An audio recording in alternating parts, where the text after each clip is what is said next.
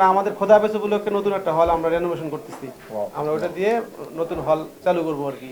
মাওয়া শ্রীনগর বিশাল একটা বড় মার্কেট, বসুন্ধরার মতো। ওনারা কিন্তু সিনেমার জন্য, সিনেমার দেখে ওরা কিন্তু পুরো মার্কেটটা ছেড়ে দিছে শুটিং করার জন্য।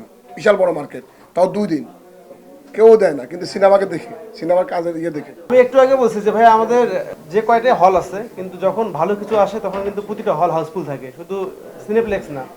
সিঙ্গেল স্ক্রিনের কথা যদি বলি, আমার বাসা রংপুর। ইনফ্যাক্ট আমার ফ্যামিলিরও 2টা হল আছে। একটা হল এখন বলতে যাচ্ছি না, মানে আমাদের খোদা হাফেজ উপলক্ষে নতুন একটা হল আমরা রেনোভেশন করতেছি।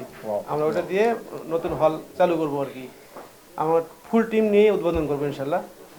তাও ইনশাল্লাহ বললাম, যেহেতু এক্সাইটমেন্ট বেশি।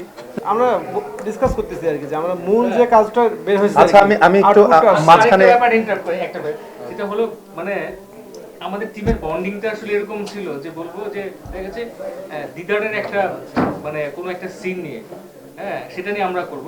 তো দেখা যাচ্ছে ওর ড্রেসটা কি হবে, হয়তো বা আমি খুব প্যারার মধ্যে ছিলাম, জনি ঠিক করে দিচ্ছে, বলে দিচ্ছে যে তুমি এটা না এটা করো। জনি আমাকে গাইড করছে, সেটাকে অ্যাসিস্ট্যান্ট ডিরেক্টরের কাজ করছে।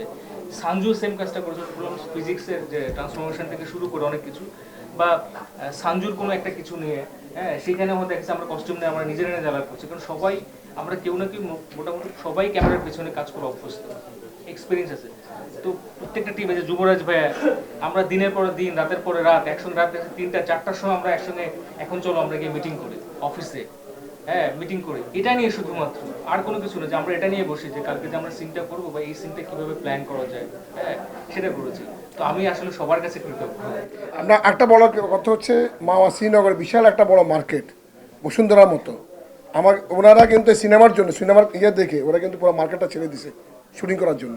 বিশাল বড় মার্কেট, তাও 2 দিন কেউ দেয় না, কিন্তু সিনেমাকে দেখে, সিনেমার কাজের দেখে।